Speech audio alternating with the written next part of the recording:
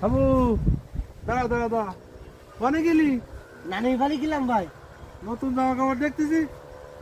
হ্যাঁ চিঠি নাল তুই তার দেখে নানি কিলাম নাকি? ওরে বাবা, খুব সুন্দর লাগছে। ভালো শোন, লাগছে। এই দেখিস কালো চশমা চোখে, মুখি খোঁজা খোঁজা দাড়ি, নতুন ডন কিন্তু আমাকে।